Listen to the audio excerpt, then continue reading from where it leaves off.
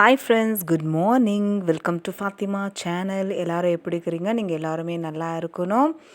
என்னுடைய morning routine start ஆகுது. காத்தால ஏச்ச உடனே சாமிக்கு விளக்கேற்றிடலான்னு சொல்லிட்டு குளிச்சுட்டு வந்து எப்போவுமே நார்மலாக சாமி கும்பிட்ற மாதிரி தான். கடவுள் இது வரைக்குமே எங்களை நல்லா வச்சுருக்கிறாரு. எவ்வளோ கஷ்டம் வந்தாலும் எவ்வளோ பிரச்சனைகள் வந்தாலும் கடவுள் ஒரு நாள் எங்களை கொஞ்சம் கஷ்டம்னு கொடுத்தா கூட அதுக்கப்புறம் ஒரு பிளெஸ்ஸிங்கான நாளாக எங்களை எடுத்துன்னு வந்துருக்கிறாரு. நல்லபடியாக எங்கள் பொண்ணுக்கு அட்மிஷன் முடிஞ்சிச்சு. அந்த அம்மாவுக்கும் ஒரு பிரச்சனை இல்லாமல் கடவுள் வந்து பண தேவைகளை சந்தித்தார்.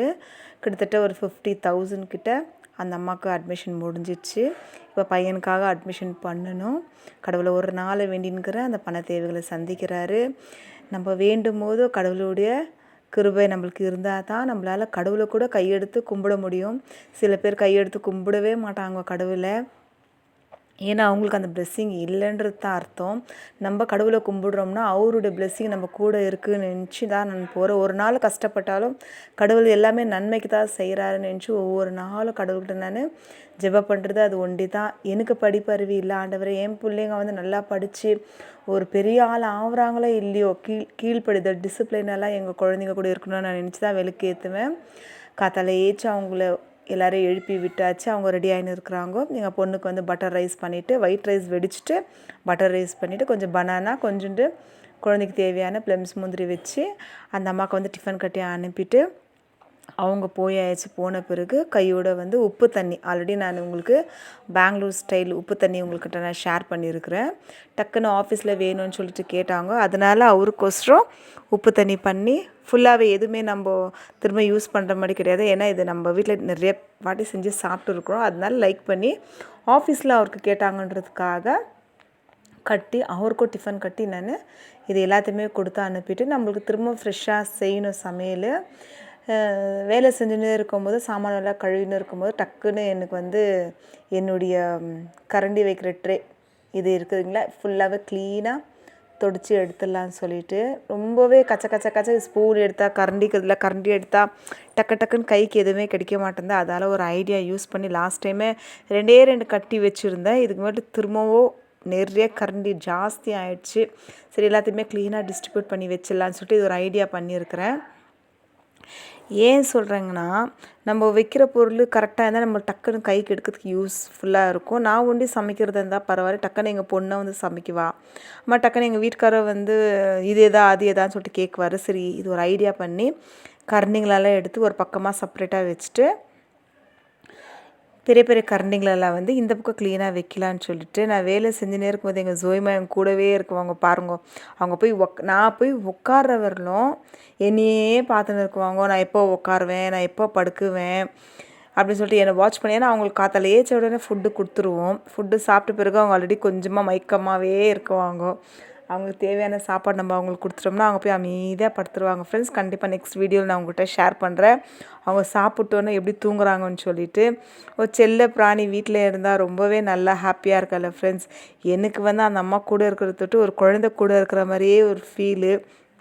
ஏன்னா பசங்களை நம்ம வளர்த்து ஆளாக்கி அனுப்பிட்டோம் இல்லைங்களா. அதுக்கப்புறம் நம்ம மைண்டு எப்போவுமே நம்ம வந்து வீட்டில் எந்த ஒரு டிஸ்டர்பன்ஸோ இல்லாமல் எந்த ஒரு அழுதுனே இருக்குது. நம்ம அழுந்தால் கூட அவங்க நம்ம மூஞ்சியை பார்த்து அவங்களும் கூட சேர்ந்து நம்மளுக்கு ஏதோ ஒன்று சொல்கிற மாதிரியே ஃபீல் பண்ணுவாங்க. கண்டிப்பாக அந்த வீடியோவில் உங்களுக்கு நான் ஷேர் பண்ணுறேன். ஏன்னா எங்கள் ஜோய்மாட்ட நான் 2-3 வாட்டி நான் அழுவும் போது அவங்களும் கூட சேர்ந்துன்னு என் கையை தடுவுறது ஒரு மாதிரி என் கூடவே பேசுகிற மாதிரியெல்லாம் ஒரு ஃபீலிங்கெல்லாம் அவங்க கொடுக்குவாங்க. கண்டிப்பாக அவங்களுக்கு நான் காட்டுறேன். அதுக்கப்புறம் வந்துட்டு எல்லா கரண்டிங்களும் பார்த்திங்களா க்ளீனாக துடைச்சிட்டு எல்லா கரண்டிங்களும் தேவையான கறியில் 2 கரண்டி தான் வச்சுன்னு இருப்பேன். தோசை கரண்டி மட்டும் எப்போவுமே 2 இருக்கும். காத்தால ஏதாச்சும் சமைச்சோம்னா அது அழுக்கில் இருக்கும். டப்பில் எப்படியோ ஈவினிங் தான் சாமானுமே நான் ரிட்டன் அடுக்குவேன். அதனால் வந்து பெரிய பெருசு கை கெட்டுற அளவுக்கு இந்த தேவையான பொருளுங்க மட்டும் வச்சுக்க மிச்சது எல்லாமே நான் வந்து அந்த பக்கம் சைடில் ஜன்னல்கிட்ட கட்டி வச்சுட்டு இருக்கிறேன். அதில் வந்து டக்கு நம்ம எடுத்துக்கலாம். இதில் வந்து அப்படி கிடையாது. ஒன்று எடுக்கணுன்னா கலரி இந்த பக்கமோ அந்த பக்கமோ தள்ளி எடுக்க வேண்டியதாக இருக்கும். அதனால் வந்து எல்லாமே ஃபுல்லாகவே இவ்வளோ மட்டும் கரெக்டாக பார்த்திங்களா இவ்வளோ நீட்டாக இருக்குது. அது எல்லாமே வச்சோம்னா ரொம்ப கஷ்டமாக கம்ஃபர்டபுளாக இல்லாத இருந்துச்சு ஃப்ரெண்ட்ஸ். நீங்களும் இந்த மாதிரி ட்ரை பண்ணி பாருங்கள். உங்கள் வீட்டில் சின்ன சின்ன கரண்டியெல்லாம் ஒரு பக்கமாக எடுத்து வச்சுட்டு பெரிய பெரிய கரண்டிக்கு மட்டும் இந்த இடத்த நம்ம வச்சோம்னா ரொம்ப நீட்டாக இருக்கும். நம்மளுக்கு எடுக்கிறதுக்கு ரொம்பவே யூஸ்ஃபுல்லாக இருக்கும் ஃப்ரெண்ட்ஸ். சாமானை பார்த்திங்களா, இவ்வளோ சாமான் இருக்குது. கழுவிட்டு நான் கடைக்கு போயிட்டு வரணும். இந்த பக்கம் மட்டன் வச்சுருக்குறேன், அந்த பக்கம் வந்துட்டு எங்கள் ஜோய்மாக்கு சாப்பாடு வச்சுருக்குறேன். கரண்டிங்க பார்த்திங்களா ஃப்ரெண்ட்ஸ், க்ளீனாக அந்த மாதிரி வச்சுருக்கு. எனக்கு எடுக்கிறதுக்கு யூஸ்ஃபுல்லாக இருக்குது. இந்த தொடப்பம் கடைக்கு போயிட்டு வந்தேன் ஃப்ரெண்ட்ஸ். இந்த தொடப்பம் வாங்கின்னு வந்தேன். லென்த்து தொடப்பம் யூஸ்ஃபுல்லாக இருக்கும்னு நினச்சி தான் வாங்கின்னு வந்திருக்கிறேன். அது ஒரு ரேட் ஒன்று இருக்குது, அவங்க கொடுத்த ரேட் ஒன்று. கொஞ்சம் தக்காளி, கொஞ்சம் வெங்காயம், மட்டன் பண்ணுறதுக்கு மட்டன் பவுடரு. எப்படி இருந்தாலும் நைட்டு மட்டன் சாப்பிட்டாருன்னா அவர் கண்டிப்பாக வெத்தலை பாக்கு போடுவார் ஃப்ரெண்ட்ஸ், அது ஜீரணம் ஆகிறதுக்கோசரம். அதனால் அவருக்கும் நான் என்னமோ கேரட்டு பார்த்துக்கணும் இல்லைங்களா. அவங்க அர்ஜென்ட்டுக்கு பசிக்கு ஆசையாகுது, டேஸ்ட் ஆகுதுன்னு அதிகமாக கூட சாப்பிட்டுடுவாங்க. அது ஜீரணம் ஆகாமல் இருக்கும். அதனால் நான் கூடவே வெத்தலை பாக்கு வாங்கின்னு வந்துட்டேன் ஃப்ரெண்ட்ஸ். தக்காளி வந்து இங்கே பெங்களூரில் வந்து 1 கேஜி 100 ரூபா ஃப்ரெண்ட்ஸ். எனக்கு ஒரு ஆச்சரியமாக இருந்துச்சு. சரி, இப்போ எப்படினாலும் சமைக்கிறதுக்கு வேணும் இல்லைங்களா, அதுக்காக வாங்கின்னு வந்தேன். வெங்காயம் என் லைஃப்பில் அவ்வளோ பெரிய குட்டி குட்டியாக வாங்கினதே கிடையாது. எல்லாமே காலி ஆகிடுச்சு ஃப்ரெண்ட்ஸ். வாங்கின்னு வரணும். வீக்லி உங்கள்கிட்ட நான் ஷேர் பண்ணியிருக்கிறீங்களா, எனக்கு வாரத்துக்கு 3 கேஜி வெங்காயம் தேவைப்படுது ஃப்ரெண்ட்ஸ். அதனால் காலி ஆகிடுச்சு. கண்டிப்பாக நான் சாயங்காலமாக போயிட்டு வாங்கின்னு வரணும். இப்போ சமைக்கிறதுக்கோசரம் போயிட்டேன் நான். இப்போ அரிசி வந்து ஊற வச்சிடலாம், ஏன்னா சாயங்காலமாக வேணுமா இருக்கும். அதனால் 4 கிளாஸ் இட்லி அரிசி போட்டுட்டு 1 கிளாஸ் வந்து உளுத்தப்பருப்பு போடுறேன்.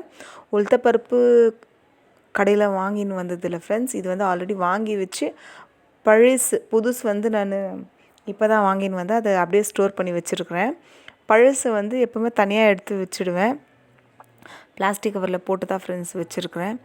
இப்போ அதை வந்து கரெக்டாக 4 கிளாஸ் போட்டோம்னா 1 கிளாஸ் உளுத்தப்பருப்பு போட்டு ஊற வச்சிட்டேன்னா ரொம்ப யூஸ்ஃபுல்லாக இருக்கும் ஃப்ரெண்ட்ஸ். பசங்களுக்கு டக்குன்னு பசி எடுத்தால் கூட நம்மளால் எதுவுமே செய்ய முடியல, எதோ பண்ண முடியலனாக்கா டக்குன்னு அந்த இட்லி ஊற்றி ஒரு சட்னி அரைச்சி கொடுத்துட்டா அவங்களுக்கு ஈவினிங்கில் கூட ரொம்ப யூஸ்ஃபுல்லாக இருக்கும் ஃப்ரெண்ட்ஸ். எப்போவுமே டெய்லியாவது இட்லி மாவு கண்டிப்பாக வீட்டில் வச்சுக்கோங்க. பரவாயில்ல, டெய்லி நீங்கள் அரைச்சாலும் பரவாயில்ல, இல்லை வீக்லி ஒன்ஸ் அரைச்சாலும் பரவாயில்ல.